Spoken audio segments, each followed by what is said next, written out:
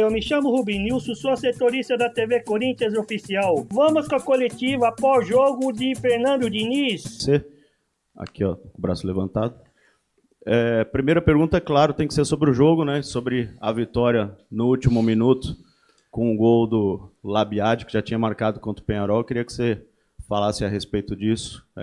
Primeiro, analisar o jogo em si, tudo o que aconteceu, o que deu certo, o que deu errado, e o gol no último minuto que acabou dando a vitória ao Corinthians. Obrigado.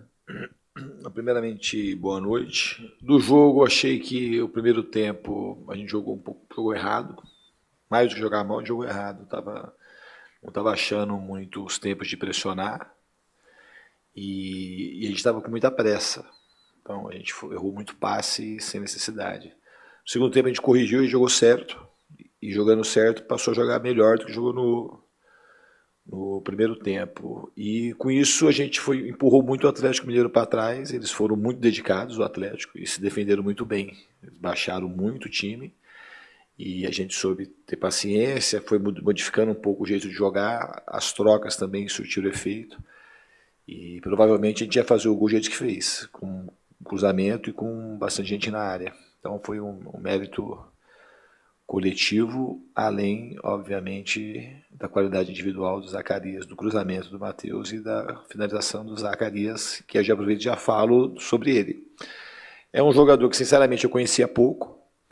E aqui no Corinthians ele era muito bem avaliado pelo pessoal internamente, e eu fui conhecendo ele eu mesmo nos treinamentos e nos jogos, nessa loucura de calendário, com muitos jogos um em cima do outro, e principalmente no primeiro momento eu resolvi modificar pouco a equipe, para dar um pouco de conjunto das coisas táticas que a gente estava trabalhando. Ele estava com a minutagem baixa. Por dois motivos. O principal, eu tinha muito pouco conhecimento do que ele era capaz de fazer. E conforme os jogos foram acontecendo e os treinamentos, eu fui me inteirando da real capacidade dele. E ele é um jogador extremamente técnico, que dá muito volume no jogo, inteligente para jogar e um grande profissional. E acredito também que foi muito mérito de muita coisa para ele ter feito o gol hoje. Muito dedicado esse rapaz. Diniz, boa noite. Ainda dentro desse assunto do Labiá, ele chega ao Corinthians sob olhares de desconfiança, talvez por ser ali uma indicação do próprio Memphis, né? À época era um amigo do Memphis, e ele passa a ser utilizado de fato através da sua chegada, depois da sua chegada, como você bem disse, com a minutagem baixa. Eu queria me aprofundar mais nesse acesso que você gosta tanto, né, do jogador, da parte humana do jogador, porque o Corinthians conta com 3 estrangeiros não latinos, né? O Labiá também tá nessa lista. Você falou um pouco de como foi descobrindo ele. Como é que é esse acesso para você? Acaba sendo até uma novidade no futebol brasileiro, né? Nos últimos tempos, esses estrangeiros europeus, o Labiá do Marrocos, mas que jogou muito tempo na Europa também. Como é que é esse acesso, essa parte humana também, com relação a esses jogadores? Eu acho que o ser humano ele é universal. Todo mundo tem um coração, um cérebro, tem medo, tem alegria. E isso eu encontro com muita facilidade em todos os 3 que você disse. O Memphis, de origem paganês, a mãe holandesa, e o Labiá marroquino, de origem árabe, e o Jesse, eu acho que ele é de origem inglesa mesmo, britânica. Mas eles todos são muito parecidos conosco, no sentido de que precisa de ajuda, que está numa terra estranha, que você precisa se aproximar. Acho que a vontade, o desejo de se aproximar e de ajudar, ele supera muitas fronteiras do próprio idioma. Eu acho que eles se sentiram acolhidos. Eu gosto muito de fazer, de fato, essa aproximação. O Labiá é até um pouco mais fácil, porque ele fala o português bem, porque ele jogou em Portugal, acho que 2 temporadas. E o mais importante, eu acho que os 3 são pessoas que têm um coração, nesse sentido, muito parecido com o nosso latino. Não são pessoas minimamente frias, como a gente poderia imaginar. São pessoas que têm um coração aquecido e estão cada vez mais à vontade dentro do Corinthians. Diniz aqui, Rafael Esgrilles, Energia 97. É claro que o torcedor veio hoje para ver aí a última atuação do Corinthians em casa antes da Copa do Mundo, mas veio com a expectativa de ter o Memphis Depay em minutos, ele joga por 30 minutos, e eu queria que você utilizasse sempre a sinceridade, como você sempre faz. Hoje você tem da diretoria qual previsão? Mais para contar com o Memphis para o futuro, pós-Copa do Mundo, ou não contar com o Memphis para o futuro? Qual a sinalização que você tem da diretoria, já pensando em preparação pós-Mundial? A sinalização é positiva. Existe um desejo do clube, talvez o Marcelo, do presidente, o Thiago, que está aqui, o Júlio. Todo mundo tem um desejo que o Memphis fique. Então, a sinalização é positiva. Eu espero que isso se concretize. Acho que é um jogador que pode ajudar muito o Corinthians ainda. É um jogador que tem uma qualidade muito diferente. Foi muito bom ele voltar hoje, depois de 2 meses, e ele se preparou, se dedicou, e eu espero, independente, não foi o último jogo em casa, né? A gente tem a Platense agora na quarta-feira, e depois o Memphis a gente tem que se apresentar na seleção da Holanda. Mas eu espero que quando a gente voltar, que ele volte conosco para nos ajudar na sequência, não só dessa temporada, mas no devir aí dos próximos anos. Fernando aqui, tudo bem? Rodrigo, aqui ó, no fundo, Rodrigo Vessoni, tudo bem? Naquelas valências normais de um jogo, taticamente eu achei que seu time, que o Atlético foi melhor que o seu time de maneira geral. Fisicamente, você tinha poupado os caras na quinta, eu achei que ia estar melhor também fisicamente. Animicamente, eu também achei que ia estar um pouco melhor. E até individualmente ninguém parecia estar com a estrela do jogo, ninguém pareceu ter feito um grande jogo assim.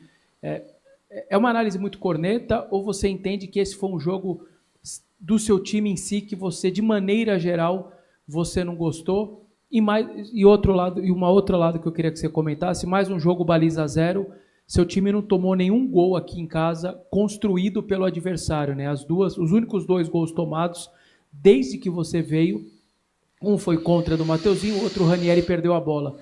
Já são 7, 8 jogos e ninguém construiu uma jogada de gol aqui dentro ainda. Queria que você pudesse falar sobre isso também. Então, sobre essa sua pergunta, o teu final contradiz a tua primeira questão, que a sua afirmação de que o time taticamente foi mal. A parte tática do jogo, ela parte da parte ofensiva e a parte defensiva. Então, defensivamente, pela sua análise, o time foi muito bem e foi muito bem de fato mesmo. Então, por aí, a gente já tinha 50% do trabalho resolvido, dividindo a defesa e ataque. E acho que no primeiro tempo a gente taticamente foi mal e apressado, como eu disse na minha primeira análise. Mas eu acho que no segundo tempo, taticamente, a gente jogou muito bem. A gente ofereceu pouco contra-ataque para eles não chegaram no gol, a gente ficou com a bola uma parte do tempo e eles dificultaram muito, por conta deles terem baixado muito a marcação. Eu acho que no primeiro tempo, taticamente, eles jogaram melhor que a gente. Então, na questão do jogo, da proposta que eles tinham, do que eles tentaram fazer, eles foram mais felizes. No segundo tempo, eu acho que não. Então, assim, eu discordo um pouco da tua análise tática. Tecnicamente, a gente errou, a gente teve alguns momentos que a gente teve dificuldade. O campo hoje ele estava diferente também, por conta das chuvas, ele estava mais escorregadio, a gente errou mais passes e domínios que a gente normalmente erra. E em relação a gente não tomar gol, é uma coisa importante, que eu acho que é mérito muito dos jogadores compreenderem que a gente precisa se dedicar muito para a gente defender bem. Porque hoje, se a gente defende mal, a gente não teria vencido o jogo. Podia ter empatado, podia ter perdido, porque a gente só ganhou o jogo porque a gente precisou fazer um gol só, pela insistência que o time teve na final da partida. E foi um gol, já que você falou da parte tática, um gol que teve muito conteúdo tático. A gente teve paciência para circular a bola de um lado para o outro, a gente triangulou pelo lado, a gente preencheu a área, a gente estava com o rebote preenchido. Então esse lance, taticamente, foi um lance que, se você gosta de falar da parte tática, dá uma olhada que você vai ver que tem muita coisa importante taticamente para a gente conseguir fazer aquele gol, além da primazia do arremate do Zacarias. Diniz, aqui, boa noite, aqui Henrique Guilherme, Central de Chimão. Diniz, você já falou um pouquinho disso na quinta-feira no Uruguai, mas hoje o Corinthians está punido por contratar jogadores e vem uma janela de transferências que promete ser agitada para o mercado corintiano. muitos jogadores que atraíram olhares europeus já no início da temporada, Yuri Alberto, André, Breno Bidon, entre outros que podem vir a atrair, o próprio Mateuzinho já foi citado sobre isso, você já respondeu sobre ele em uma outra coletiva. Como é que você enxerga essa possibilidade de um mercado que busca jogadores do Corinthians, mas que até o primeiro momento, até agora, você não poderia buscar reposições no mercado? Como você enxerga essa situação e como a diretoria te passa isso no dia a dia? Então, eu já falei isso, acho que na coletiva passada. O nosso maior prêmio nessa janela vai ser a manutenção do time. E se a gente for contratar, a gente vai contratar poucos jogadores. A gente tem um elenco muito bom e tem até gente até demais. E uma característica muito marcante do meu trabalho é o baixo índice de lesão. Hoje, por exemplo, a gente não tem ninguém no DM, está todo mundo à disposição. Então hoje teve 5 jogadores que não deu para incluir na lista de relacionados. Então o maior ganho da nossa janela vai ser a manutenção e com a possibilidade de uma outra contratação. Eu fiquei sabendo por agora da questão do transfer ban, mas também acho que é uma coisa que para frente a gente vai acabar solucionando. Diniz, aqui Vitor Scaroli do GE, boa noite. Eu queria que você falasse sobre um setor específico que é o meio-campo, mas de um jogador, né, que é o Alan. Hoje ele não foi titular, mas na minha opinião, pelo menos ele já vem entrando bem. Era o único jogador que você já tinha trabalhado desse elenco atual. E queria que você falasse mais um pouco do Alan e também dessa função, né? Porque me parece que está muito claro que Raniel, Breno Bidon e Garro são titulares, vão iniciar praticamente todos os jogos, mas contra o Botafogo foi o Carrijo, hoje voltou a ser o André, e numa dessas você tem o Alan também, que vem entrando bem, né? Queria que você falasse um pouco desse jogador também. Obrigado. Não, foi muito bom se perguntar sobre o Alan, porque o Alan é um jogador que eu conheço bem, de fato. Ele trabalhou comigo em 2019, vindo do Liverpool, tinha jogado a temporada na Alemanha e vindo do Liverpool. Mas ele era um jovem, uma promessa, que ele foi muito bem comigo em 2019. E aí isso facilitou para que ele fosse para o Atlético Mineiro. Foi muito bem também no Atlético. Vocês se lembram que ele foi um cara que estava cotado para a seleção brasileira naquele momento. E aí no Flamengo as coisas não aconteceram para ele do jeito que ele previa.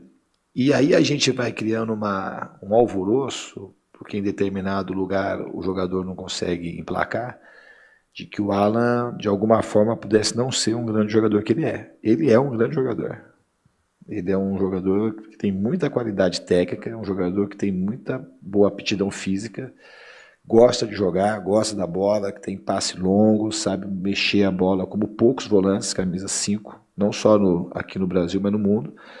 Ele consegue participar muito da saída, ajuda muito a destravar o jogo e foi uma grande aquisição. E eu tentei levar o Alan para o Vasco, mas na concorrência ele acabou vindo para o Corinthians. Então para a gente é muito bom ter o Alan aqui, além de todos os jogadores que você falou. E o André, que você falou também, o André é uma pedra bruta. É um jogador que tem uma qualidade técnica muito boa e uma qualidade física exuberante. Então eu já falei mais de uma vez que o André, questão de tempo para ele adquirindo algumas coisas que ainda falta para ele poder seguir uma carreira de muito prestígio na Europa. Diniz, boa noite, Júlia Fernanda da Rádio Crack Neto. Agora com o Memphis de volta na equipe, o Lingard vinha sendo titular ali no ataque junto com o Yuri. Com isso eu queria saber de você, se você pensa talvez numa mudança tática, o Corinthians começar jogando com 3 atacantes. Obrigada. É uma possibilidade, mas é uma coisa que isso a gente vai ver com mais clareza para frente, né? Porque a gente vai ter mais um jogo e o Memphis já vai se apresentar para a Copa do Mundo, depois do jogo da Platense, eu acho, que é isso que é o cronograma dele.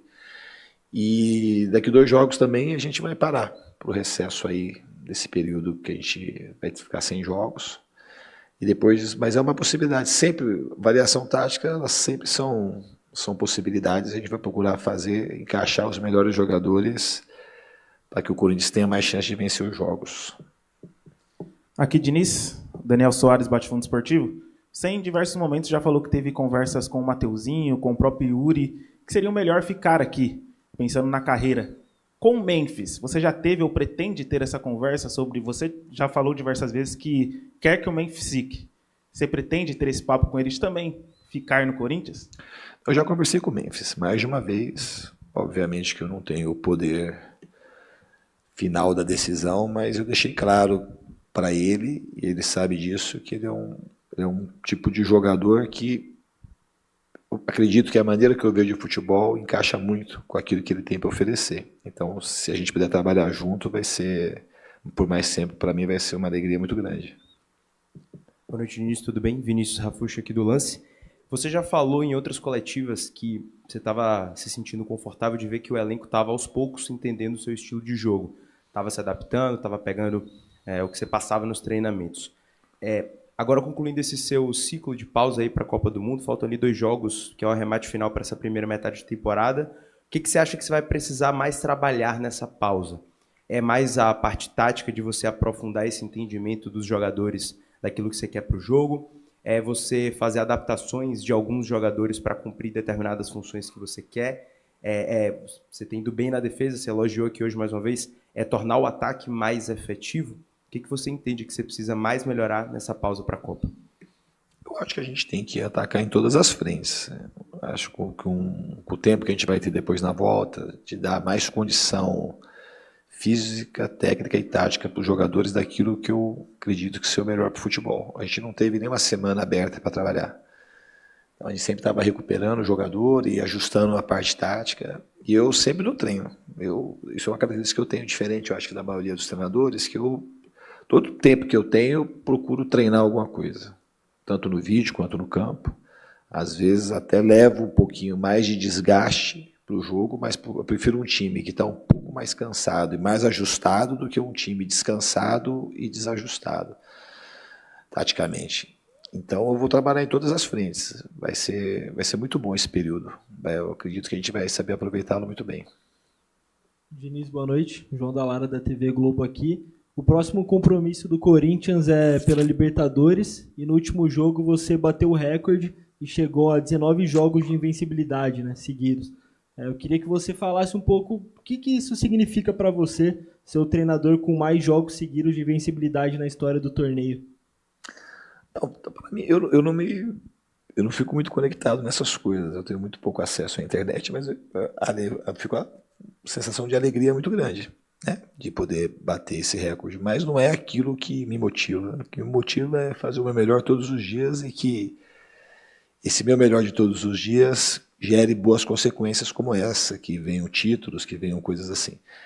Minha vida é uma vida muito simples de se encarada. Eu acho que eu sou um cara que joguei futebol durante muitos anos para aprender a ser técnico. Já falei isso mais de uma vez. Então, a minha alegria é poder oferecer o meu melhor para poder que o futebol seja um veículo para mudar a vida dos jogadores, daqueles que jogam e das pessoas que assistem.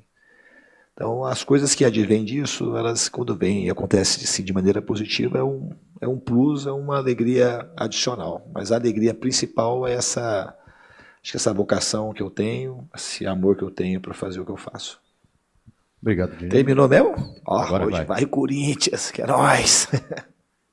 Deixe o seu like, o seu comentário e acione o sininho para receber as notificações. Se inscreva em nosso canal e seja membro.